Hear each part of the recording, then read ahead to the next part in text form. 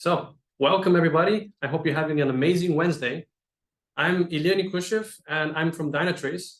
And there have been a lot of topics that I've been already through my vast years of experience covering. And essentially every day is a nice opportunity to have fun. And what more fun is there than to play some ping pong? Well, today we're going to examine a different form of ping pong, communication ping pong. I hope you're ready. So let's just jump to it. First things first, what is communication? Communication comes in all forms and shapes. It all starts with our mouths. We want to express something. Somebody else has to hear it. Well, a lot of times we have to say different things in different ways. And in doing so, we also invented different ways to do it. We have phones. Back in the day, they used to be at home just to pick up the phone, dial a number, and you can reach somebody on the other side of the city. Nowadays, it's in your hand, and you can reach in milliseconds somebody who's across the planet. And in technology advanced, so did also mail. I hope you remember back in the day, we used to send mail and wait for it about a few months. It still is applicable, so if you send snail mail, it will take some time. But if you don't want to waste your time, you can just send a message. Be it messenger, be it email, it comes to another side of the world in milliseconds. But there are also other forms. You can use your body. If you want to point in a direction, if you're wondering, your body is also communicating something, and well, whoever is looking around can see what's happening. Even this presentation, believe it or not, shares some conversation with you. There are some things that you're going to think about. There are some things that I'm going to not say well. Maybe you're going to hear something that's very nice and start thinking, wow, how does that apply to my life? So any form of communication is a form of, well, delivering a message. But more specifically, we're here to talk about communication ping pong. And what is that? So why am I so troubled about communication ping pong? Well, I like ping pong. Tim does too. And Tim has a problem. He would like to find out who is responsible for a certain project. And he reaches out to Mark. Mark says, well, you see, I'm not really certain as well. You should ask Steph. And in doing so, you go and play a little session with Steph. And then you ask Steph, hey, who's responsible for project A? She says, I don't know, you should go ask Mark. And unfortunately, that leads you into a very unhappy situation where you started where you were just a few minutes ago. And believe it or not, there's this little friendly fella that comes up every now and then, the deadlines. And as the more you wait, the more deadlines are pressing, and the more you're stuck in this bubble, well, there's this thing called lost time. And in the world, we can do everything. We can change the way we speak. We can change what we do on our certain day, when we wake up and when we go to sleep. But in no way can we turn back time. And that's a big loss, because why are we here? Hopefully, to share some tips and tricks to achieve effective communication, because through effective communication, we can reduce the way we have communication ping pong. And I like to live with a few nice quotes from around the years. And one thing that really has stuck is Charles Xavier's nice saying that if somebody stumbles, doesn't mean that they lost their way. You can still help them, you can still teach them, you can still find a way to reach to their heart and get them on the right path. And speaking of right path, you have a job, most people do, and wouldn't it be great if you love your job? And Confucius has a very nice quote about that. If you love your job, you're never going to feel like you're working a single day. So hopefully, through effective communication, we can find a good way that we can love our jobs. So what is actually effective communication? Have you ever tried sending a message and making it clear and making it understood? Well, effective communication in one sentence is you want to deliver a concise, clear, and well understood with a purpose message. Unfortunately, it's very person specific. Some people like short messages, some people like long messages, some people like to take their time and go into a nice depth of explanation what's going on. And everybody has a different interpretation for them, what is useful. For example, can you try to interpret this picture? What do you see? If you see here, 3 people that are trying to build a puzzle, very nice. But there's 1 piece on the bottom and 3 pieces in the air. You can already see some puzzle pieces that are forming into position, but then there's this person on the left. He's bringing up a piece higher. Where's it gonna go? Well, communication does help, and it's always a different interpretation. Some people here can interpret something else, and everybody is open to their opinions and interpretations. By the end of the day, they're trying to collaborate, and maybe it would have been easier if they had put the first 2 blocks on the bottom if they want to build a square. And communication comes in all different forms, but why am I here? Who am I even? So I am from Dynatrace. I am about 28 years old and happily employed already for 3 years with this amazing company. And I started off as a software engineer. Then I grew into an agile advocate and team captain, which means I most of the time spend time trying to find ways that we can improve our processes, listen on people, and see what we can improve. If I'm not doing that in my free time, I'm playing volleyball, reading books, like philosophy, psychology, and playing video games. If I'm not busy with video games, I'm busy with my dog. And there's no better way to learn communication than with somebody who looks at you with a nice smile. So why actually am I here? I like the word evangelist, preacher, and my most important part for today is really to try to create an environment we all can share good practices. I also have some things that have come across my experience, and I love to share knowledge. Spreading knowledge is one of the most important things in today's world. We are surrounded by it, and there's so many ways you can go into the right and wrong directions. If we are open to sharing, we can easily learn, and instead of making mistakes that everybody else made, we can try to at least reduce that stress. Other reasons why I'm here, maybe you've heard of waterfall, and back in the day, it was really nice, and essentially over the years, it grew into more agile practices. And this is why essentially the agile methodologies and buzzwords like Kanban and Scrum came up. I love to investigate different buzzwords. And when I tried out back in the day to be a DevOps engineer, well, it was fun. As a DevOps engineer, your requirement in a software company is to take a piece of code from the developer, run it through tests, deploy it on servers, so that in the end, a user can open your website. Very simple process, very complicated in the center. And essentially, this is why I joined Dynatrace. It's a company where, with a nice slogan, no ops. The idea is to remove this whole confusion in the center so that it's more easier for you to get your code all the way to production. And more importantly, we're talking about communication, but how did we get to this scenario of actually having problems with our communication? Has anybody heard of the story of the Tower of Babel? I want to see a raise of hands. No? Okay, there's some hands. Okay, but anyway, I'm going to have fun to explain it. So back in the day, there was this nice civilization called Babylon. And they wanted to create a very nice, mighty, big city that can show how awesome they are. And in doing so, they wanted to make a tower so high it can reach to the heavens. God saw that and he was like, no, no, I'm right now having a very nice, relaxing day and you guys are going to disturb it. So in order to prevent people from reaching him, he decided to curse them with different languages. Now, all the people, as they were collaborating, now they cannot even communicate to each other.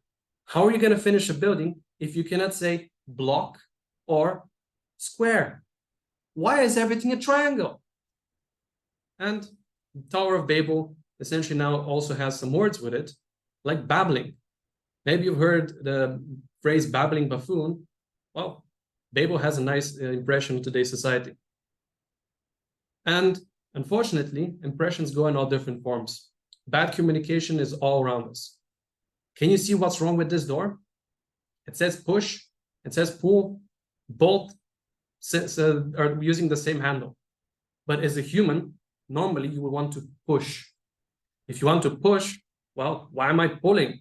It makes no sense. That's actually what's happening here. There are different ways you can express communication, and be in our simple day, be it in different forms and shapes, we're all surrounded with an attempt to communicate how you should use something. And if they were to place door handles like this, it will be more natural to push. So what is it that you can do in order to prevent these problems with communication? Activity.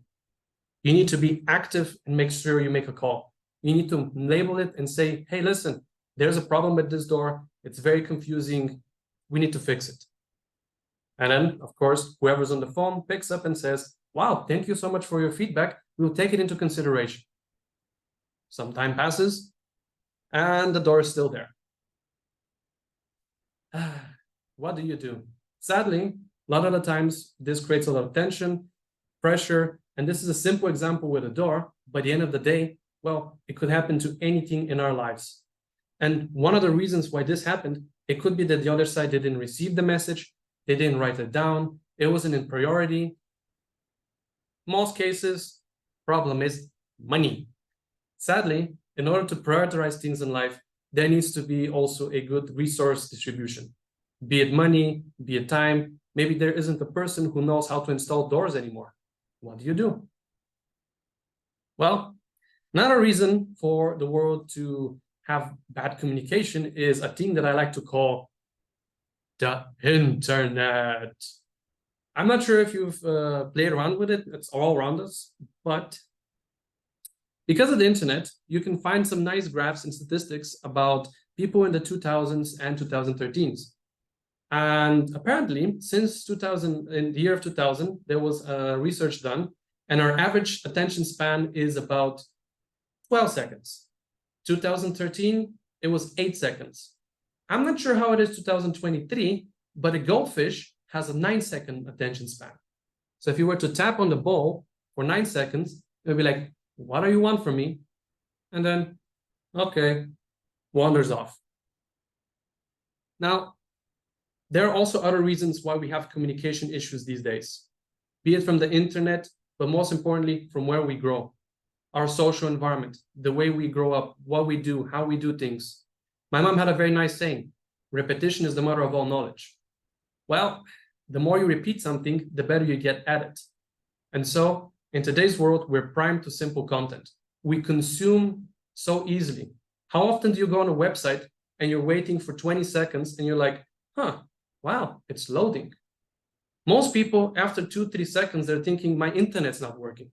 Some people already stop at like less than a second. And in today's world, like with TikTok or your phone, you have stories, reels, for 15-second videos, you have instant content, gratification, happiness, joy. You see a cat, you see memes. If you want to find something that you want to watch this weekend, boom, you have services that stream videos constantly. If you want to have a message sent to your friends, your mom, your dad, your family, instant message, and your message is delivered. And when things take time, it does cause a lot of frustration. So much frustration that there was a nice research done by Human or Not.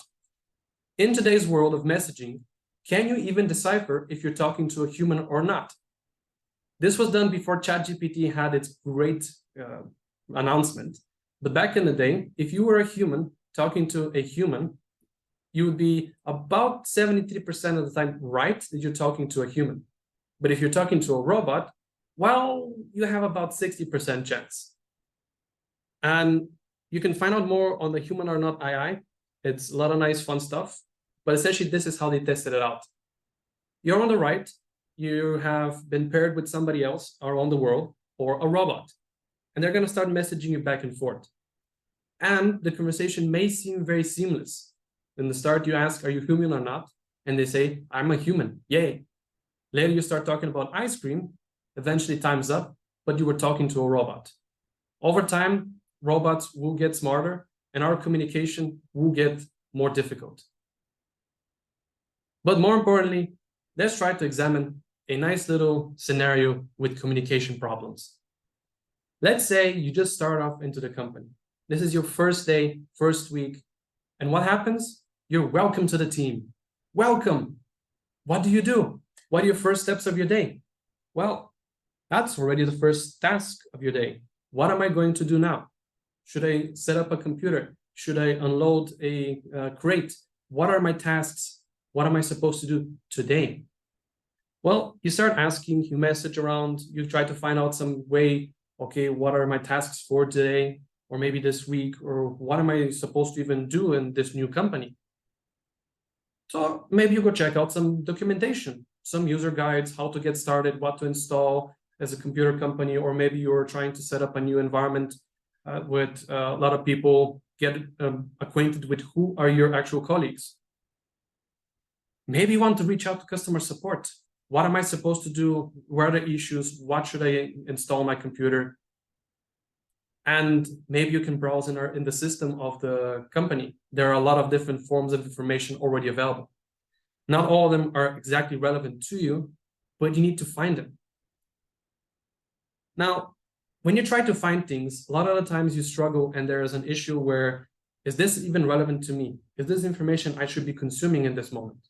In Bulgaria, we have a very nice saying, going out to search for green caviar, because green caviar doesn't exist. So you're on a witch hunt, trying to find where your information is most relevant to you. You go start asking your colleagues, you go poke around left and right. And in the end of the day, it's kind of a mess. Not everybody's ready. Somebody is busy with their work. And then we go into this fun moment of ping-ponging. How do I get started? Well, this is actually the 7 circles of hell. And this is fine. It happens a lot. It's not a problem that only some people face, but we all are tempted to have a difficult life. Sadly, a life without difficulties is, well, kind of boring. So with difficulties, we can work against and try to find better options on how to improve our lives. And some reasons for all this bad communication can stem from too much on our heads. If you're too busy, you won't have time to respond in a proper manner. If you have emotions, frustrations, you're already trying to figure out that, but then you also have to take a little bit of break so you can focus on that request that somebody has given to you. If you notice, a lot of times in your life, there are a lot of people who are rushing through things. Rushed decisions don't lead to good conclusions. And if you rush in through life, well, when do you have time to stop? Well, if you have lack of ownership, you don't really need to stop because you don't have any responsibilities. And when you stumble upon a new project and you don't know who's responsible for it, what do you do? Well, there's a lot more things that cause bad communication. But what's important is how can we deal with it? How can we win in this problem? How can we manage to create a conversation where it's fluent from start to end and not have frustration? Well, everything needs to improve. And in order to improve, you first need to acknowledge a problem. If there's something wrong in what you're saying, if there's something wrong in what they're saying, be open to it. Say there's a problem and then try to find a solution.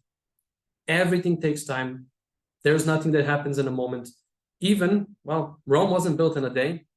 They did some calculations. If you were to do it in a day, it would cost a lot of people and a lot of money.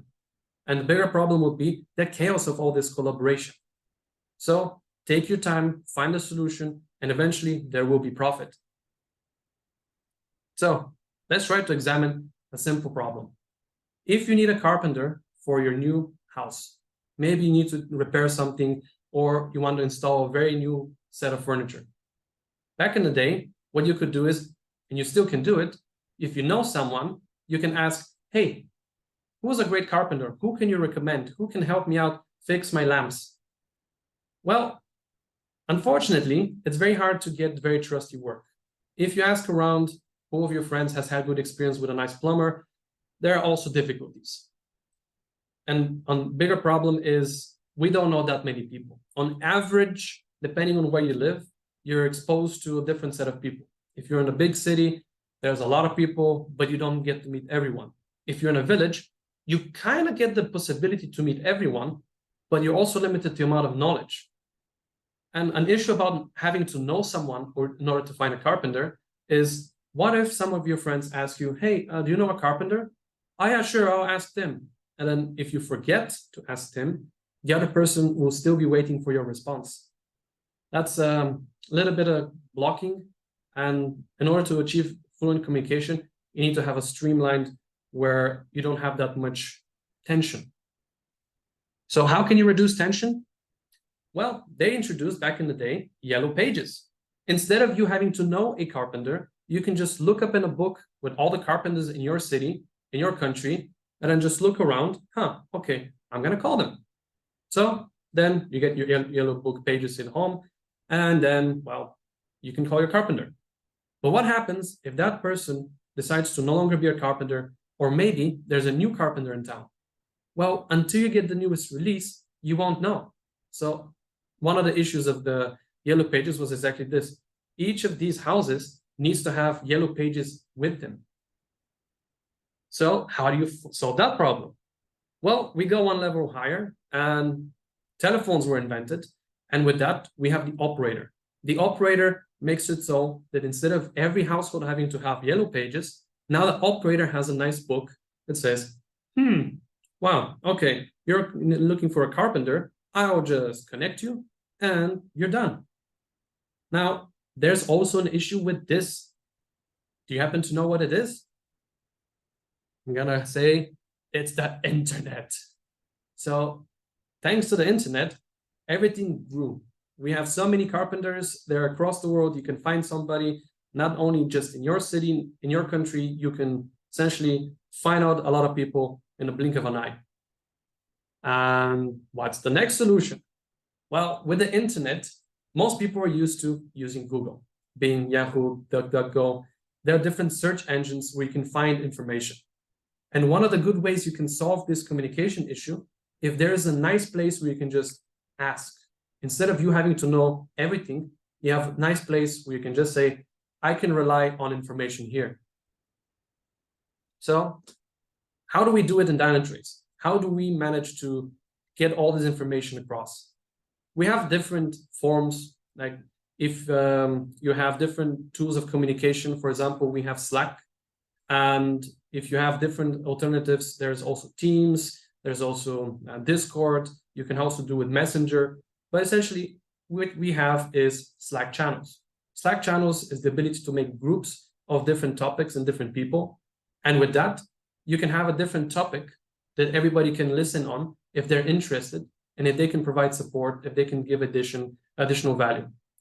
Other things that we do in Dynatrace is we have different forms of structuring our documents. We have our custom databases, we have places where you can search. We're using different tools for different problems. If you wanted to have a nice visual of what your information looks like, you wouldn't be using a simple Word document. You try to make a picture. You want to blow it up. And one of the pictures that we actually have in Dynatrace is we have team captains and directors. They're kind of like coaches. And essentially what we have is a game that we're all playing. We have the ball. We want to get it to the other side of the field. And how do we do it? Team captains and directors are there to help us structure and oversee our activities. So let's jump into Slack. Slack is actually an application that you can just try to find information. And its actual acronym, Slack, means searchable log of all conversation and knowledge. And their premise is that you have a search bar and you search for something and you find it. Now, it's very difficult to structure a lot of information. That's why there's channels. You have a different topic, and in this topic, you should have members that are very knowledgeable about this topic. Like even for just our own company, Dynatrace, we have a special channel called Help Dynatrace. And this is, if you have problems working with our product, you can just reach out, and our internal people, even support, will reach out back to you. And it's important that these channels have team ownership. So whenever you have a problem, you write down a question, then that gets people thinking, and that eventually gets them to respond. And this response could be a form of discussion, not necessarily your immediate answer, but it could be that you have a simple answer because your question isn't that complicated. And if it does get complicated, we use our tooling to create a special dedicated ticket where you can list out and record what's happening. You don't have to be worrying, oh, there's a conversation. There's already a topic for it. And a small tip, if you're using Slack, leverage links. It's very nice to pin stuff and try to make use of links as much as you can. Other tools also have it, and because you can search it, you can just try to look for some content of text. Boom, you're easier to your answer. This helps solve communication ping pong in a way that you don't have to worry about where all the people that need to look at. You have the links to help you guide you to directions. Now, I mentioned about team captains. A team captain is essentially one of the most knowledgeable people in a team in Dynatrace. They're like a mentor. They're there to help stimulate your mind and help you grow. But more importantly, they're there to listen. Imagine you're on the field and they see somebody who is not running fast. Maybe you're having a tough day. Maybe you haven't been able to warm up. They're there to notice, hey, how can I help you? How can I support you? How can I make your day better? Maybe they won't be the ones scoring all the points, but by helping you and guiding you to achieve your goals, they can at least find ways for you to be most performant. So in our case earlier, where we had Tim trying to talk with Mark, instead of Tim directly talking to Mark, he can just ask the team captain, hey, who should I reach out for this? And then the team captain, who has been more experienced with the team, can try to find out people and then let you know, hey, this is the person who can help you out. Or point you to a channel where try to reach out to these people. Then we have also the director. The director is more like the person, like a coach in a team. They're there to help you. They're here to grow you. They're here to make sure that you know where your direction is. They're working with a lot of teams, and well, working with a lot of teams has a bigger overview. They have an even bigger landscape of what are the projects, what's happening. And if you wanted to have a more higher level conversation, the directors are there to help you and guide you to the direction where you need to be at. And how does it look like as a big picture? In Dynatrace, we have different labs. Each lab is, for example, in Vienna. We have one in Graz. We have one in Linz. We have multiple labs across, well, the world. And in this lab, there are directors, architects, execution leads, project managers, owners, teams, team captains. It's a lot of people. And the director is responsible to make sure that everybody works cohesively. In each team, we also have their own hashtag help topics. So if customer support or somebody from your lab or somebody from another lab has an issue, they can just reach out and work with the Slack topic. We also have a lot of tools where you document your work and processes, so you don't need to know everything on top of your head. And then when the director asks, hey, what's up with this topic? It's not necessarily that you need to have the person on call reporting immediately. It's all documented, so even a director can easily just jump into the topic and say, yeah, this is the state, and then help out with the whole customer support situation.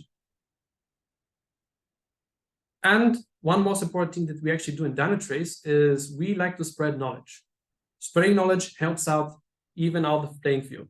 If you're a very good runner, if you're really good at basketball, well, you're good with your hands, but if you're going to play football, we need to get your legs in shape. So how do we do it? There are a lot of tips and tricks on how to get into a good physical condition. Some people like to play sports. Some people want to win at sports. So it's important to know where all different fields of interest are. And why is it important that we share the knowledge? Imagine that we have this money truck and we need to send it to a bank. Banks do this very frequently when you have to transfer one bank to another bank. And in order to do so, there is security. There's another person who's loading the truck. There's a person who's going to drive it, and somebody needs to coordinate to make sure that the truck arrives on time. If something happens, well, you need to be received well. If something goes wrong, they need to know. So what happens if one of them gets sick? Well, hey, lamps off. Well, imagine that it was the person who was charging the truck. Well, they forgot to close the door. Now the money has flown off. Sadly, that can happen a lot. So how can you evade this problem? How can you do it? How can you share knowledge? Well, in Dynatrace, we have a lot of different tips and tricks on how you can achieve better collaboration. If you have a difficult time, try to pair up with someone. Pair in regardless of which activity you do. When I was first off my first job doing as a dishwasher, I didn't know what I was doing. Most of the time, I just washed dishes, but then I had the previous dishwasher help me out. Later, I started helping out at the bar. And then at the bar, I still had no idea, wait, what's a coffee? How do you even clean the coffee machine? And in order to do so, if you have somebody to help you out, that's great. That's why it's important to always find somebody who is the least experienced. If somebody in your team does not know how to do something, try to help them out. Best way to learn is with practice. Just like back in the day, if you had a blacksmith, they will try to find an apprentice. And this apprentice was very young, so they can take up this new endeavor of being the next blacksmith. And how can you teach how to make a great sword? Well, you need to show him how a sword looks like. And importantly, you need to document things. It's good to have practical knowledge, but when there's a vast amount of information on your head, well, it gets consuming. In Dynatrace, we try to document as much as we can, and that helps out ease out this inadequate flow of communication. If there is something that's really difficult, you don't need to keep the process in your head. Write it down, get it off of your head, and this releases tension in you and also in the team. If you get sick, well, just refer to the documentation. And another thing that we actively do in Dynatrace is knowledge silo distribution. Knowledge is important. If you're just a person who is really good at security and you're the only person in your team in charge of security, try to share the knowledge. Let them know what can happen, where it can happen, so that in the case of you not being available, they can still rely on the team. As humans, we learn every day, and sometimes asking questions can seem unprofessional. Truth is, it's always professional. Asking a question should not be seen as a problem. You should be able to ask even a simple question. Imagine you're a surgeon, and then you ask, where's the heart? I don't think that's a place for you, but if you hadn't asked the question, well, you don't know what's going to happen.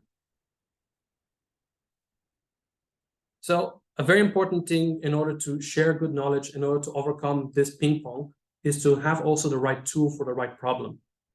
If you're stuck with only Word documents or you're stuck only with Excel documents, it's very hard to have maintainability. Sometimes it's important to find out what's in the market, do a little bit of research, and find a tool that's actually helpful for you. In Dynatrace, for example, we use Miro. Miro is a very nice tool that you can create boards, you can scrape things, you can collect links. And if you're using Miro, you can create private confidential links so that only 2 people can ask it. So you can have a very confidential conversation with one of your colleagues. You can have a conversation that's important for projects. Another tool that we've developed actually in Dynatrace is Dynatrace Teams. It's not similar to Microsoft Teams. Microsoft Teams and the whole package for Microsoft, for example, what they try to do is they create a directory, just like a folder structure in your computer, a directory with all the people, and then it tries to correlate who is where and what are the associations. With Dynatrace Teams, we make use of that and make it a little bit easier to search. We try to put in who's responsible for which project. So when you're trying to find, hey, how can I get to the newest generation? Well, you look for newest generation and help, there it is. Another thing that we make use of a lot is SharePoint. And SharePoint does have a lot of nice features. And there are also a lot of different internet solutions in the world. But if you put a lot of information, it's a lot easier to find your way around. It's better to have more information than to have none, because at least if you're overwhelmed, at least you can start somewhere. But if you don't know where to start, well, it's better off to take a break and, well, call it a day. Why? Well, feedback is important. And if you're having a tough time, well, how can you get better? Every day, it's a struggle to be in a perfect state. And essentially, if you are working, trying to give 100% of yourself does get tiring. You need to have feedback constantly. You need to be very open to give and to receive feedback in a good environment. Very simply, if there's loud music, if you put your hands like this, your body instinctively tries to do this. It's not that you're forcing your hands to go there. Your body's telling you this hurts. Same way, if your stomach hurts, if you're hungry, or if your head hurts, there's a reason for it, and your body's giving you feedback. You're reacting to it. Same thing happens in the workspace. You need to be open, and there should never be a situation where, I shouldn't say that. If it's troubling you, that means it can be improved. Look at these websites. Back in the day, it was overwhelming with information. Now things are simpler. Yes, some people like it more clumped up. Some people like their toolbars on top, and some people just want to get to the link that they're looking for. But a tip for feedback, try to avoid double negation. So I'm not uncertain sounds more complicated than I am not ready. Some words with negation sound a little bit more complicated. So try to make it in a positive sense. I'm not ready. There are also other tips. Whenever you say the word but, sometimes in the start, if you say something, comma, but, it does indicate the first part is not that relevant. Try to structure sentences so that it's more friendly. Like, don't focus on the but, focus on the positive. If you can say the first sentence by itself, let's start with that. One thing at a time. And very important, when you list things for feedback, try to make things in a simple format of 1, 2, 3, and start with that. If you have a big block of information, it's hard to work with it. And a very important thing in order to help prevent all these issues with communication is we need to drive initiative. We need to drive the process for change. By giving feedback, we can already make the cogs turn. Doesn't matter if you're in the bottom. If you're turning very slowly, you're at least trying to move the system. The system is big, irregardless, we all need to move. So even if you're big, you still may be turning the system, but in the end of the day, it all needs to work together. If one of the cogs is somewhere stuck, it doesn't matter if you're helping. So as a nice little remark of how good initiative takes in Austria, one of the first sentences I learned here when I moved was "Casa Bite." I didn't know what it meant until I realized that after that, they opened up a register. And I was, wow, okay, that's nice. We have a register, all people can start going to the second. And unfortunately, sometimes it means that also the other registers get clumped up. Especially here in Vienna, we have one store where every Sunday, I don't know why people decide to go shopping on Sunday, it's just swamped with people. So one way you can actively change the system here is instead of somebody calling out Casa Bite, you can have a system to monitor what the current situation is. And then once you monitor, instead of having to rely on people to say it, well, the cameraman says, well, we need someone. And unfortunately, that can also lead to a situation where opening up a second register still causes tension. And unfortunately, sometimes we cannot optimize the system. There is nothing more we can do. There's nothing more we can, improve on, except being transparent and look for something how we can improve. Maybe opening up a new store, but more importantly, try to make what the current tension is and reduce it. So in order to solve bad communication, we first need to recognize it.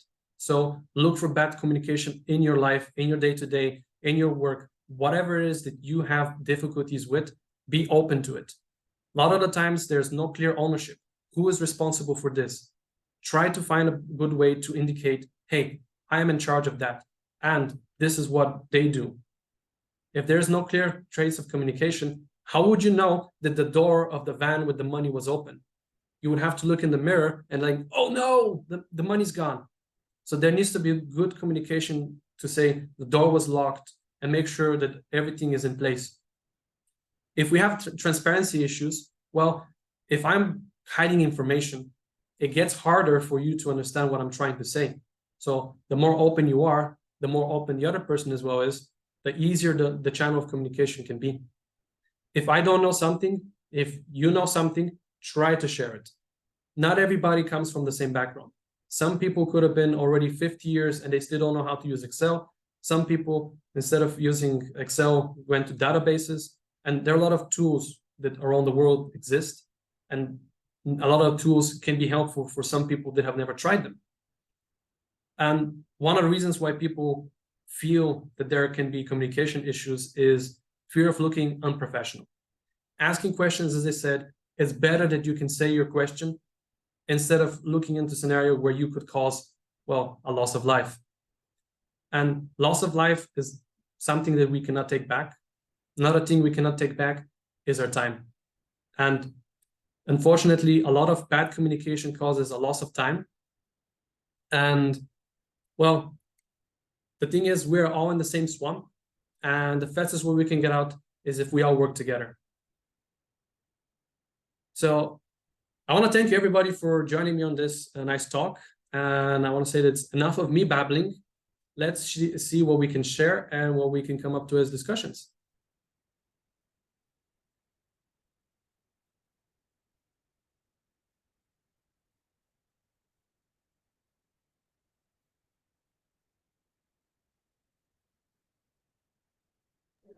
Read the questions from Slido. Is this okay for you? Just a second. Do you hear me well? Yes. So, first question, you mentioned the documentation and how documentation can actually solve some communication problems if you document correctly. Who is responsible for creating the majority of the documentation, either in your company or what is your view on it? In our case, at least, what we have is each person who is involved with a topic, they have the knowledge. It's up to them to put the knowledge out. Most of the times we have team captains being active with it, and they're the ones to oversee things. Most of the time what happens is we have channels, like, as I said, help something. And when you learn something, just put that block of knowledge, and that's already a good start. We don't necessarily have a person who's in charge of documenting our day-to-day work. We have actual people to document things like how to use our tools. And those are people that we hire specifically to go around and find out, hey, how should I work with this? So in our case, we don't have necessarily day-to-day people to look at our problems, but it could help out for also you. Thank you. I hope this answered the question. The next question would be, from your example, what exactly should team do after getting the ball back from Mark and from Steph? So in this case, if you don't have anybody else to contact, then try to find out what other information there is available in the system. If you have only two colleagues called Tim, so if you have Mark and Steph as colleagues, if you do not have any other sources of information, then it gets difficult, because who else can you ask about how to work with it? If it's a tool that nobody in the company anymore developed, then it's a lost effort. So what you can do in that case would be try to reach out to a director, team captain, somebody that has a bigger overview of the situation, who has been there for a long time and has some experience. Let them onboard you for an hour or two, tell them what the system is, so you can get a little bit of cleaner picture. Sadly, in this case, Mark and Steph didn't have the time. Hopefully your person has some time. Good point, thank you. To the next question, you also mentioned pairing to solve the problems. And are you also pairing in only in difficult times, or you have some like pairing sessions scheduled? How do you do pairing? It depends on the people. I've heard some colleagues that do pairing based on like dedicated time. Like, we have day that we're coming to the office that we're going to be doing this, and we just book time in our agenda, and we try that out. Essentially, what we do in our teams, the way that I've worked with so far, has been more ad hoc. If currently we're doing something, not necessarily because it's difficult, but because we're curious about this topic. If I'm right now working on security, I want to make sure that I do it right. So if somebody else doesn't know about it, we both just sit down and we try to see what the information is. So if it's a case of difficulty, yes, it's great and beneficial. But most of the time, even for non-difficult things, it's great to just sit down with somebody else. Just have a simple, as if you're having a conversation on coffee. Hey, how would you do this? And then you share the knowledge. Thank you. You are constantly mentioning team captain, but maybe the team lead is a more known term, right? Yes. So can you a bit elaborate the team captain role? Yes. So in Dynatrace, we chose the word essentially team captain from closer towards sports, where you would have the team captain on the field, overlooking the field and trying to find out close touch point with the team, how they feel, can we do it, and try to keep them motivated. We're here all to be, part of this problem. We're here all to get the ball to the other side. So the team captain as a construct here in Dynatrace is essentially a developer, software developer who has some experience, a lot of experience preferably, and they're good with people. You want to be able to grow people, you want to be there for them. And not only are you there just to help them grow, but you're here also as a shoulder that they can rely on. If they have a problem, essentially they can come to you. They're the person you can always look up to in time of troubles. And if you're having struggles in life, they should be a person that's very close to your heart in the company. Similar, essentially, like a team lead. Thank you. Again, relates to team captain, and I would ask the similar question. Because in the presented model of fixed contact person as a team captain, this could maybe create some bottlenecks and actually works against knowledge sharing and not enabling maybe direct communication.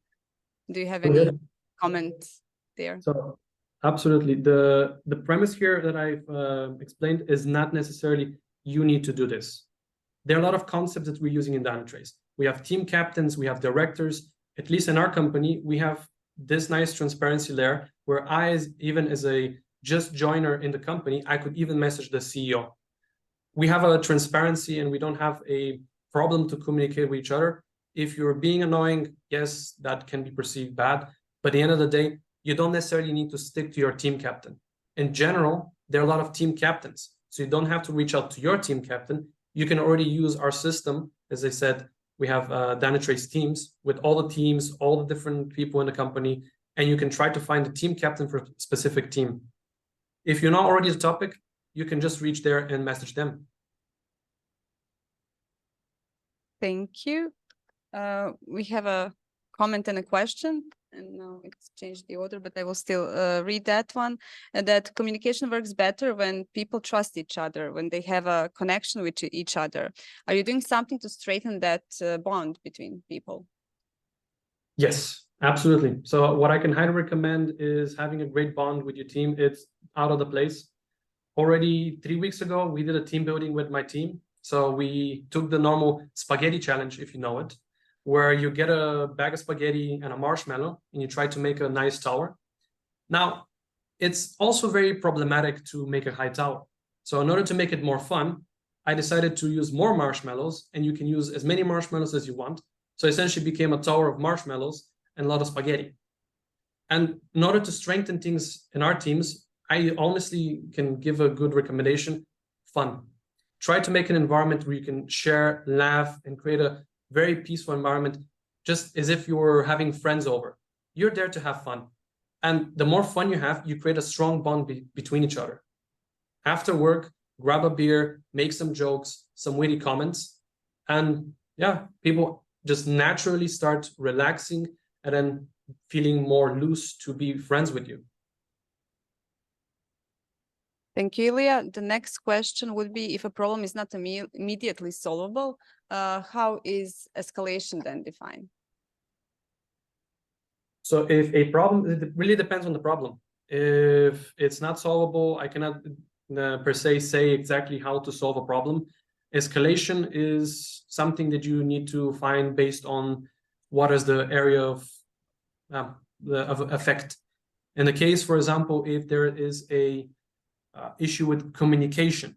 So if you are trying to have a conversation with somebody, but they're preventing you from having some information, then in this case, you should try to escalate with their team captain. If you are the team captain, then you should try to reach out to your director. There should always be at least somebody in the company you can reach out to. In Dynatrace, we also have a very nice program, which is called the Buddy program, So when you start the company, you have somebody that's assigned to you to help you out with simple problems. And similarly, when you go up the levels, when you try to work with more people in the leadership journey, you have people that would be essentially just starting off. You don't necessarily know how to be a leader in the start. You don't know how to actively solve problems, but you need to be mentored. You need to find somebody to help you out how to reach your goals. So normally what I would recommend for escalation is know who's involved, who you can escalate to, and if there's a problem that cannot be solved, maybe there's a bigger audience or a bigger solution that needs to be involved. So try to cut down the problem. Thanks. And I think this would be the last questions, at least from Slido. What is the ideal team size and company size for this kind of communication? I assume it's communication that you were describing, but maybe you can also take some opinion on what would be actually perfect communication, in which setup and size team and size company. I understand. And ideal is also very perceived on scenario. Ideal size is also depending on the problem. How many people do you need to drive a car? One. If you go to the off-road rallies, you need two people. One person to tell you the directions and one person to tell you, essentially tell the car where to go.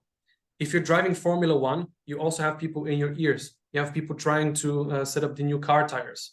In order for you to be able to have a more efficient form of communication for this, I would highly recommend a team size that you find that fits best for you. Try to experiment with 2 people, try to experiment with 5 people. There's a nice saying that the size of a team should not be bigger than a size of a pizza. So if you can feed one team with 1 pizza, it's a good start. Company size, it can scale very large depending on how well you apply it. The difficult part comes in from applying it on the different levels. Everybody has to follow through in order for there to be good communication. The bigger the problem, the bigger the company. It essentially doesn't matter the size. What matters is how it is applied. Okay, I guess this is all from our list. I hope I answered. Oh, no. And a comment. And ideally, the team size would be more than 1, because 1 is the loneliest number. And with 2, you can have a conversation. With 3, you can have high society, because then you have majority vote.